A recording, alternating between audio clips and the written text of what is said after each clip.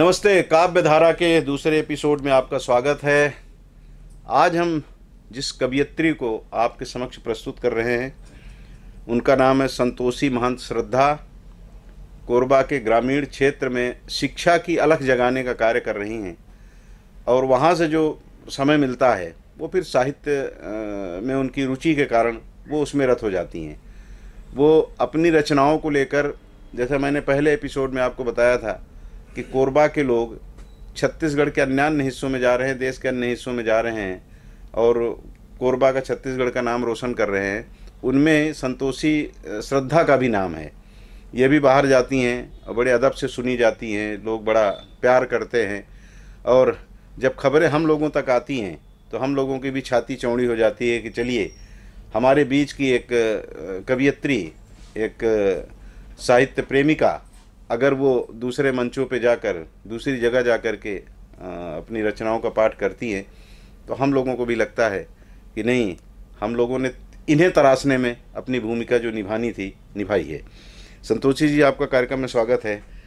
ग्रामीण क्षेत्रों में रहना, बच्चों को पढ़ाना और उसके बाद साहित्य में रुचि पैदा होना और इतना अच्छा लिखना, इतना बढ़िया प्रस्तुत करना, किसे श्रेय देती हैं आप इसका? अब ये कहना तो, ये तो सभी लोगों की दुआएं हैं, कहना चाहिए सभी का आशीर्वाद है जी। फिर भी होता है किसी किसी के मन में बचपन से ही वो भाव, वो ललक ईश्वर से मिलता है जी। तो एक तरह से मुझे गॉड गिफ्टेड है। मेरे घर परिवार में ऐसा कोई माहौल नहीं है जी कि जिनसे मैं सीखी हूँ, या मेरी पीढ़ियों में भी ऐसा कोई लेखन की कला हो या गायन में हो, ऐसा कभी नहीं है। लेकिन मेरी रुचि बचपन से ही थी। पढ़ने के अलावा भी मैं गीत संगीत बहुत सुना करती थी, तो हो सकता है कि मुझे ये ललक सुनने के बाद में जागृत हो गई हो जी। लेकिन ईश्वर का एक वरदान है, माँ शारदे की कृपा है कि कंठ भी थोड़े से ठीक ठाक मिल गए मुझे तो मैं समझिए मैं इसमें फिर अपनी रुचि दिखाना शुरू की। सुन करके पहले तो गाना शुरू किया, उसके बाद में मन में हुआ कि मैं क्यों नहीं लिख सकती जी। और मुझे लगा कि मैं कमर्शियल गीत तो नहीं लिख पाती थी उस समय, इस तरीके से कविताएं नहीं हो पाती थी मुझसे, पर आसपास में भजन का जो माहौल रहता था, गांव में अक्सर भजन कीर्तन हुआ करते हैं, तो उस समय मैंने फिर भजन लिखना शुरू किया और मेरी शुरुआत इसी से हुई, भजन लिखने से। गांव कहाँ है आपका? मेरा गांव एक छोटा सा गांव है, कोरबा जिले में ही पड़ता है, सरक बुंदिया के पास में है, पहंदा। ये मेरी जन्मभूमि है और मेरे माता पिता तो मैं कृषक परिवार से हूँ जी। और मेरी पढ़ाई भी वहीं ग्रामीण अंचल में हुई है और सरक बुंदिया हायर सेकेंडरी स्कूल में जब मैं वहाँ पढ़ने लगी तो उस समय जब मैं गायन के क्षेत्र में आगे बढ़ने लगी तो उस समय मेरे शिक्षकों ने मुझे बड़ा सहयोग किया। उन लोगों ने आगे बढ़ाने में कोई कमी नहीं रखी। उन लोगों ने पत्र पत्रिकाओं में मेरा नाम छपवाना शुरू किया और मैं टूटी फूटी अपनी रचनाएं जब लिखने लगी तो उसको भी उन लोग अच्छे से सुधारते थे और सुधार करके पत्रिकाओं में देने लगे। फिर मुझे कंपटीशन वगैरह, जब भी प्रतियोगिता आयोजन होता था स्कूली जीवन में, तो वहाँ भी ले जाने लगे और उनके सहयोग से, ईश्वर की कृपा से, परिश्रम से और मुझे हमेशा प्रथम स्थान मिला। जी जी। आपके पति देव की क्या भूमिका रहती है इसमें? अभी शादी के बाद तो मुझे कहिए सोने में सुहागा कि एक संगीत वाले परिवार में मेरा जाना हुआ है, वहाँ शादी होकर के जी। तो पति देव तो संगीत विशारद हैं, तो कभी मुझे इस बारे में कोई टोका टाकी या ऐसी कोई प्रतिबंध वाली बात हुई ही नहीं है और वो मुझे हमेशा सहयोग करते हैं। मैं जब जब जहाँ जाना संगीत में तो मुझे ऐसा पता लगा है कि तबला वादन। जी बिल्कुल बिल्कुल। वो तो उनके साथ संगत भी होती होगी आपकी? जी, जब कभी ऐसा धुन बन जाता है, कभी कभी मैं ऐसे गीत लिख लेती हूँ तो उन्हें उठा देती हूँ, कहती हूँ कि जरा संगत कर दीजिए, तो संगत कर देते हैं तो और अच्छा बन जाता है। तो ये पूरा तो कभी ऐसा भी हुआ होगा कि रात को आपको कोई कविता सूझी ऐसा दिमाग में और आपने लिखा और उनको कहा कि उठाओ तबला? बिल्कुल बिल्कुल बिल्कुल। फिर उन्होंने नाराजगी जाहिर की हो? नहीं, ऐसी कोई बात नहीं है। वो हमेशा सहयोग के ही मंशा लेकर के मेरे साथ में रहते हैं। वो जब तो भी पहले मैं श्रोता भी चाहूँगी, आपके वही होते होंगे? बिल्कुल मैं उनको बिल्कुल सुनाती हूँ। उनको अच्छा लगता है कि मैं जब भी लिखती हूँ तो मैं ये उनको कहती हूँ कि आपको मेरी कविताएं सुनने के बाद कैसा महसूस हो रहा है। जी। तो उनकी प्रतिक्रिया रहती है। कोई भावुक पल होते हैं तो बोलते हैं, नहीं आज की जो कविताएं हैं तुम्हारी, आज की रचनाएं एकदम मार्मिक है, बहुत भावुक है, मेरी आंखें नम हो गई। तो हो सकता है श्रोताओं की भी यही प्रतिक्रिया होगी। और जब गाने भी ऐसे बना लेती हूँ कभी और उनको कहती हूँ कि इसको आप किस ताल में बांधेंगे, कैसा होगा, तो वो मुझे बताते हैं कि हाँ ये अमुक अमुक ताल में ये तुम्हारा गीत बंध रहा है तो बड़ा अच्छा लग रहा है। जी जी। तो इस तरीके से पूरा सहयोग है उनका, कहना चाहिए। तो ये कभी ऐसा नहीं लगा कि मन रखने के लिए आपको कि कष्ट के आंसू निकले हों और उन्होंने कहा नहीं अच्छा लग रहा है? नहीं नहीं, बिल्कुल मैं इस बात को इसलिए कह रहा हूँ कि जब मैं लिखा करता था तो मेरी पहली श्रोता मेरी पत्नी होती थी, जो सुनाना शुरू कर देता तो सो जाती थी। नहीं है, ऐसा कभी नहीं हुआ है, क्योंकि उनका भी रसिक मन है, कहना चाहिए। एक अंदर से वो बहुत भावुक हृदय के हैं और संगीतकार तो वैसे भी बहुत कोमल हृदय वाले होते हैं। तो उन्होंने कभी इस बात की अवहेलना नहीं की, अनदेखी भी नहीं की। और उन्होंने हमेशा मेरा सहयोग, चाहे दिन हो रात हो, चाहे कहीं आने जाने की बात हो, जी वो जी। हमेशा मतलब परिवार आपके साथ होता है? बिल्कुल। और एक चूंकि बाहर जाती हैं आप, इसलिए मैं परिवार की बात कर रहा था। जी शिक्षा के क्षेत्र में आप हैं, बच्चों को तालीम देना, उनको तराश करके समाज सेवा, राष्ट्र सेवा, उनकी स्व सेवा के लिए जो भी उनको करना है उस तरफ उनको उन्मुख करना, ये मुख्य दायित्व आपका है। जी।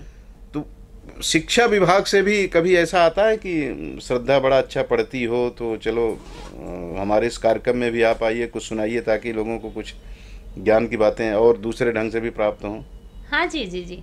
क्या है, कभी कभी शिक्षा विभाग में हमको जाना होता है किसी मीटिंग में, या ट्रेनिंग आयोजित होती है, तो उसमें जब भी जाना होता है तो अगर मैं वहाँ पर उपस्थित रहती हूँ तो ज़रूर मेरा नाम पहले लिया जाता है कि श्रद्धा आकर के वंदना करेंगी या प्रेरणा गीत गाएंगी, या कोई भाषण भी अगर देना है तो श्रद्धा सुनाएंगी, ऐसा उनकी तरफ से होता है। और कभी कभी यूथ फेस्टिवल वगैरह भी होता है तो उसमें निर्णायक की भूमिका में भी हमको बुलाया जाता है। तो ये सौभाग्य है, कहना चाहिए, कि शिक्षा के क्षेत्र में भी अधिकारी गण जानते हैं और नाम उन तक पहुंचता ऐसा तो नहीं है कि बोलते हो कि पढ़ाने लिखाने की जरूरत नहीं, सिर्फ आप लिखते रहो गाते रहो? नहीं, ऐसा नहीं है। ऐसा नहीं होता। क्योंकि स्कूल में भी हमारा एक दायित्व होता है कि हम जिस विभाग में काम करते हैं वो पूरी ईमानदारी के साथ करें, पूरी निष्ठा के साथ करें। तो दोनों में हमको तालमेल बनाना पड़ता है। आप छत्तीसगढ़ से बाहर भी गई हैं जी। कई बार, हम लोग अपने उसमें ग्रुप में देखते हैं, आपकी रचनाएं आती है और आप बताती है कि कहाँ कहाँ गई थी। तो छत्तीसगढ़ में कोरबा में जो प्रेम मिलता है, जो स्नेह मिलता है, जिस तरह के यहाँ के श्रोता हैं, जी। उसी तरह का प्रेम आपको वहाँ भी प्राप्त होता है? वैसे ही लोग आपसे मिलते जुलते हैं, वैसे ही कभी श्रोताओं की तरफ से प्रतिक्रिया आती है? जी, ये बहुत अच्छा सवाल किया आपने। जिस तरीके से यहाँ के साहित्यकार जो हैं, जिन लोगों से मुझे प्रेम मिलता है, जिन लोगों से हमेशा आगे बढ़ने की प्रेरणा भी मिलती है, जाहिर है कि यहाँ के लोग जिस तरीके से मुझे पसंद करते हैं, जिस तरीके से तराशते हैं, कहना चाहिए, वो तराशा हुआ सोना कहीं पर भी जाए तो वैसे ही खरा का खरा उतरता है। और मैं जहाँ भी जाती हूँ तो मुझे पूरा स्नेह मिलता है, लोगों की प्रतिक्रियाएं भी उतनी अच्छी मिलती है। जी। कहाँ कहाँ गई है अभी आप? मैं अपने प्रदेश से भी बाहर गई हूँ, दिल्ली जाना हुआ है। अभी हाल ही में वो गोल्डन बुक रिकॉर्ड में अपना नाम था, उसमें भी 2 कीर्तिमान स्थापित किए, उसमें भी अभी जाना हुआ, वहाँ भी प्रस्तुति हुई हमारी। और मालवा मेरा जाना हुआ था, कोलकाता जाना हुआ था, भोपाल जैसे जगह में गई, वहाँ पर भी मुझे बहुत स्नेह मिला। और कोलकाता में तो मैं छत्तीसगढ़ का प्रतिनिधित्व कर रही थी, वहाँ भी अच्छा खासा नाम मिला। और ऐसे ही बहुत सारे जगहों में जाती हूँ कवि सम्मेलन के लिए, और ईश्वर की कृपा है कि श्रोताओं को अच्छा लगता है ये, और मुझे बराबर स्नेह मिलता है, उतना ही प्यार दुलार मिलता है। जी जी जी, जी। चूँकि समय की मर्यादा है और जैसे मैंने कहा शुरू में परिचय में कि सस्वर पाठ करती हैं जब श्रद्धा, तो हम लोग तो मंत्रमुग्ध हो जाते हैं। आप भी सुनेंगे तो, या सुने होंगे तो आपके साथ भी वही हुआ होगा जो हम लोगों के साथ होता है। तो मैं बहुत चर्चा करने में समय जाया नहीं करूँगा, बल्कि मैं सीधा वहीं आ रहा हूँ।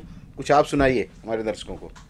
जी, जैसे मैं बहुत श्रृंगार लिखती हूँ। पहले तो समसामयिक विषयों पर भी लिखा करती थी, लेकिन अभी मुख्य विषय मेरा श्रृंगार हो गया है।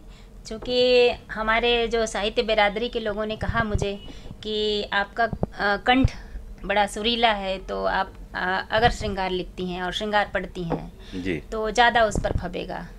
तो मैंने श्रृंगार लिखना शुरू किया और एक आध दो गीत की कुछ पंक्तियाँ आपको गुनगुना करके सुनाना चाहूँगी। स्वागत है।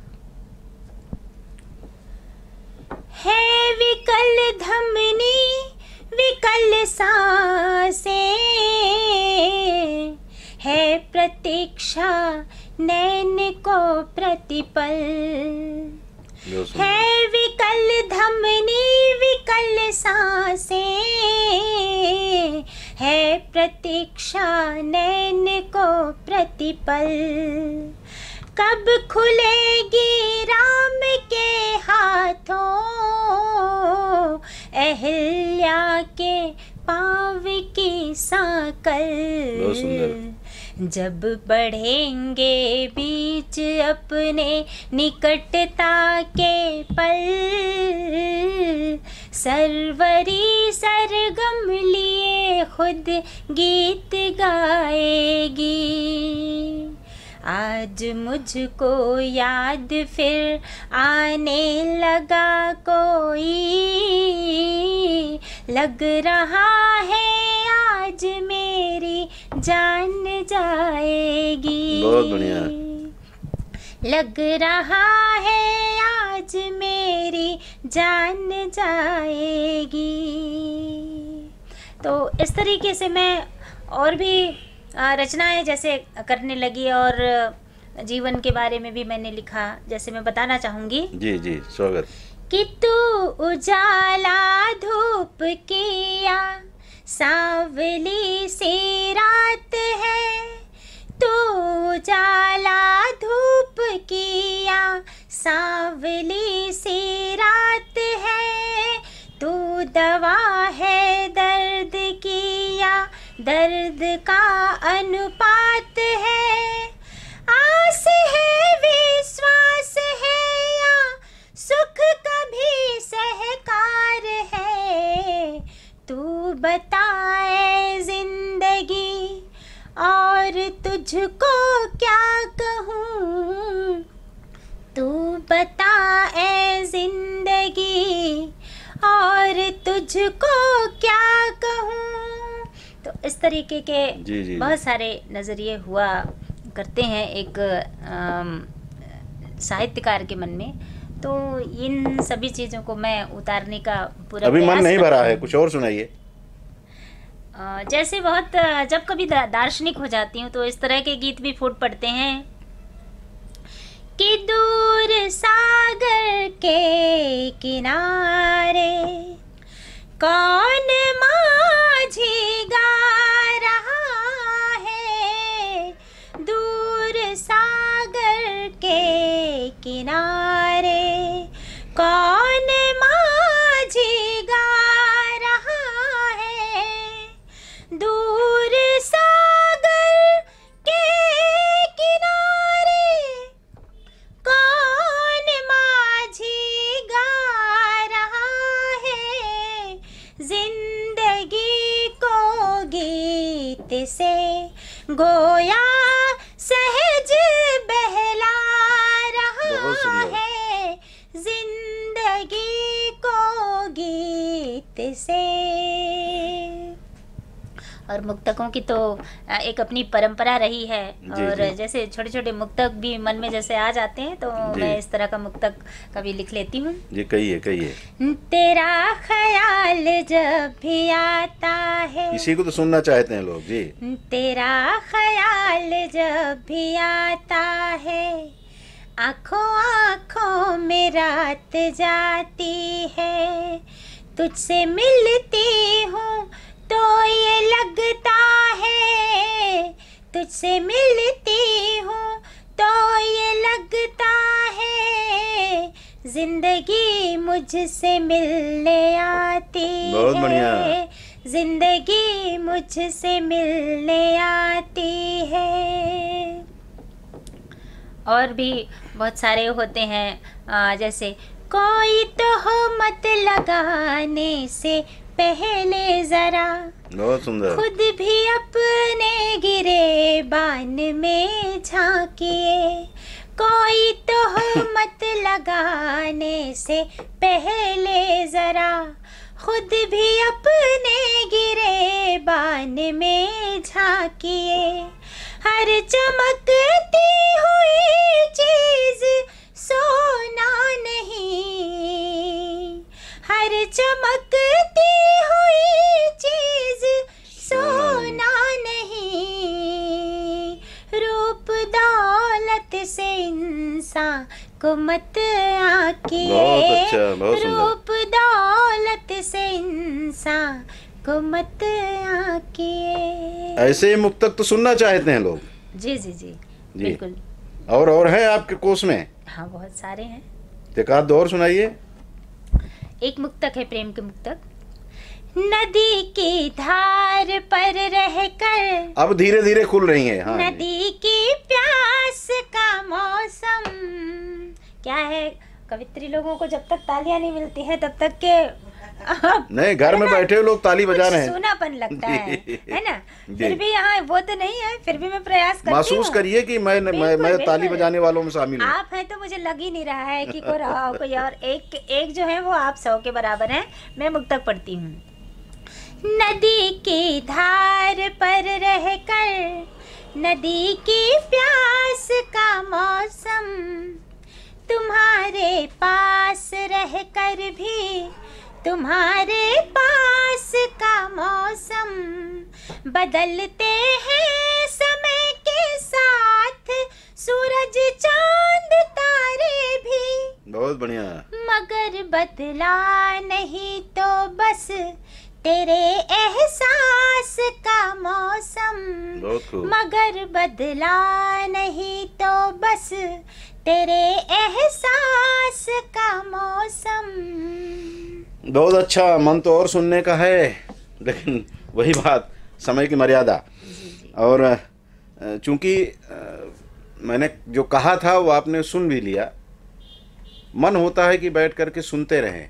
इस तरह के और भी साहित्यकार हमारे यहाँ हैं, और ये इस कार्यक्रम को शुरू करने का ध्येय भी वही है कि इनको एक हम अपने स्तर पर एक मंच दें। क्योंकि एक अच्छा श्रोता हूँ मैं, तो मेरे मन में ये भाव रहता है कि अपने जिनके साथ में उठता बैठता हूँ, मुझे जिनके साथ बैठ कर के अपने सुख दुख, अपने दर्द बयां करने का अवसर मिलता है, उनकी जो प्रतिभाएं हैं उनको आपके सामने ले जाएं।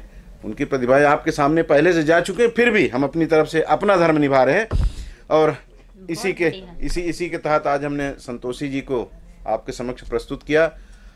ये कार्यक्रम हमारा सतत जारी है। फिर हम कोशिश करेंगे, फिर हम प्रयास करेंगे, फिर हम आग्रह करेंगे संतोषी जी से कि आपके लिए वो कभी फिर समय निकालें। फिर हम उनसे चर्चा करेंगे, फिर इनके कुछ सुमधुर गीत आप तक पहुंचाने की कोशिश करेंगे। धन्यवाद आपको कार्यक्रम देखने के लिए, और बहुत बहुत धन्यवाद आपका। आप आने समय निकालने। धन्यवाद आपका भी। ये एक अच्छी पहल लेकर के आप आए हैं, और इससे पूरे साहित्यकार जो हैं लाभान्वित हो रहे हैं, और ये हमारे कोरबा अंचल के लिए गौरव की बात है। और मुझे आपके स्टूडियो में बुलाने के लिए बहुत बहुत धन्यवाद। बहुत बहुत शुक्रिया। बहुत बहुत शुक्रिया।